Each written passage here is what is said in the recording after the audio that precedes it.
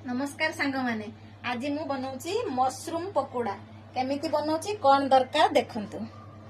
प्रथमे मशरूम को भल भाबरे धोई नेली हळदी पानी रे 5-10 मिनिट आगुरु रखि देइथिली। भल भाबरे धोई नेली तापरे पानी को एमिति भाबरे स्क्वीज करी एथिरे नै नेली। तापरे मशरूम रे 4 चम्मच कॉर्नफ्लोर देली। आपण क्वांटिटी देखि देबे। 1.5 चम्मच बेसन देली।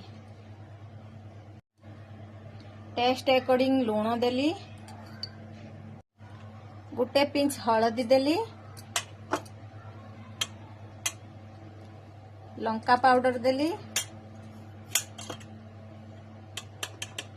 धनिया पाउडर, जीरा पाउडर,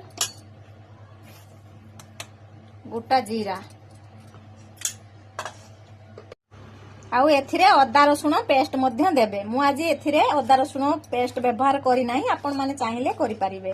तापरे एहाकु मु भलो भाबरे मिक्स करि नेली। एमिति सुखा मिक्स करि नेली। पानी टोटल व्यवहार करी नाही कारण मशरूम रु पानी ही बाहरे। देखंतु मशरूम भलो भाबरे मिक्स होई जाईछि। एई भली भाबरे मिक्स होई जाईछि। तापरे मु एठी कढ़ाई रे तेल देई गरम हबा पई रखि देइथिली। तेल गरम होई गलानी। एथिरे मशरूम को देली।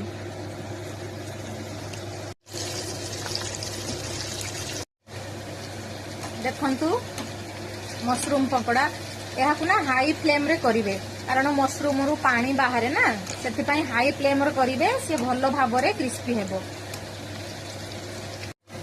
देखंतु रेडी होई गला मशरूम पकोड़ा।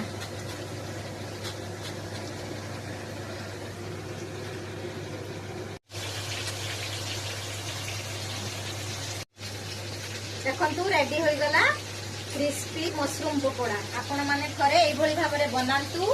मो प्रणाली रे केमिति लागिला कमेंट रे निहाती कहंतु। फेसबुक रे देखिथिले लाइक शेयर कमेंट करंतु, फॉलो करंतु।